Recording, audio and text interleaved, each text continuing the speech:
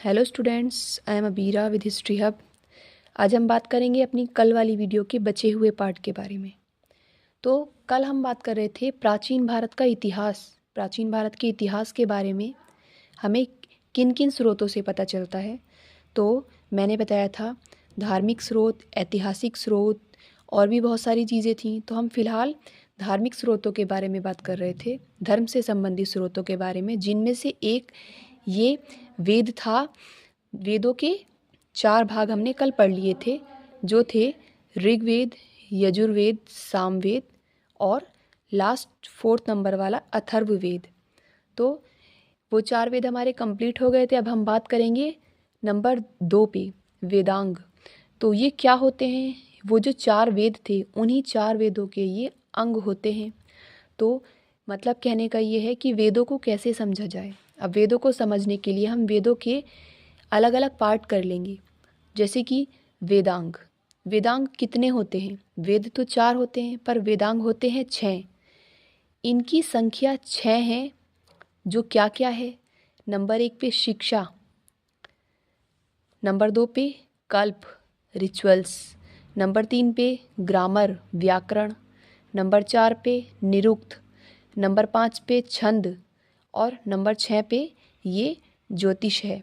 तो अगर हम देख लें शिक्षा में किसके बारे में बात होती है कि उस टाइम पे किस तरह की शिक्षा प्रणाली थी, क्या था।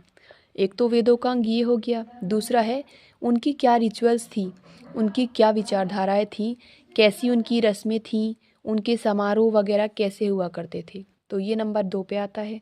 व्याकरण, उनकी व्याकरण कैसी थी, किस तरह की ग्रामर थी। नंबर 4 पे निरुक्त, एटमोलॉजी, मतलब कि शब्दों की उत्पत्ति किस तरह से हुई, उनके विषय में वेदों में बताया जाता था और ये वेदों के चौथे अंग में था। नंबर 5 पे छंद। छंद आप सभी जानते हैं।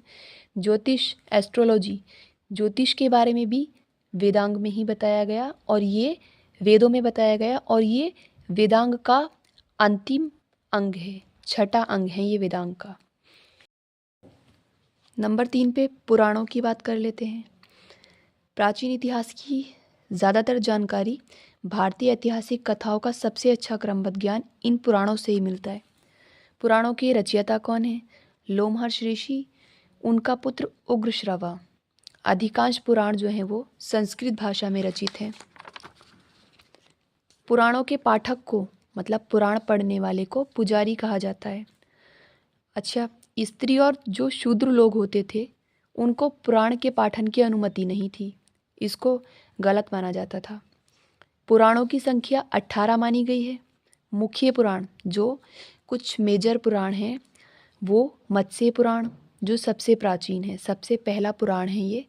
नंबर 2 पे विष्णु पुराण, वायु पुराण, ब्राह्मण पुराण, भागवत पुराण, ये सभी कुछ मुख्य पुराण हैं। अब बात कर लेते हैं ब्राह्मण ग्रंथ की। ब्राह्मण ग्रंथों से हमें क्या जानकारी मिलती है? यज्ञों, कर्म कांडों का विधान इन्हीं से पता चलता है। मुख्य ब्राह्मण ग्रंथ कौन कौन से हैं? ये सभी मुख्य ब्राह्मण ग्रंथ हैं जो ऋग्वेद, यजुर्वेद, सामवेद और अथर्ववेद के अनुसार हैं। देख लेते हैं सबसे जो पुराना वेद है, इसमें किन ब्राह्मण ग्रंथों के बारे में बात हुई है। सबसे मुख्य है ये ऐत्रेय ब्राह्मण, शंखायन या कौशिकी ब्राह्मण। यजुर्वेद को 2 भागों में बांटा गया, शुक्ल यजुर्वेद, कृष्ण यजुर्वेद। शुक्ल यजुर्वेद के अनुसार शतपथ ब्राह्मण ग्रंथ और कृष्ण यजुर्वेद के अनुसार तैत्रीय ब्राह्मण ग्रंथ। सामवेद की बात कर लेते हैं, इसमें जैमिनी ब्राह्मण ग्रंथ, पंचविश, तांडे ब्राह्मण। अथर्ववेद, इसमें सिर्फ ये एक सिंगल ब्राह्मण ग्रंथ है जिसका नाम है गोपथ। तो हमारे जो धार्मिक ग्रंथ हैं अब यहीं समाप्त हो जाते हैं। अगली वीडियो में हम बात करेंगे ऐतिहासिक ग्रंथों के बारे में, कुछ पुस्तकों के बारे में।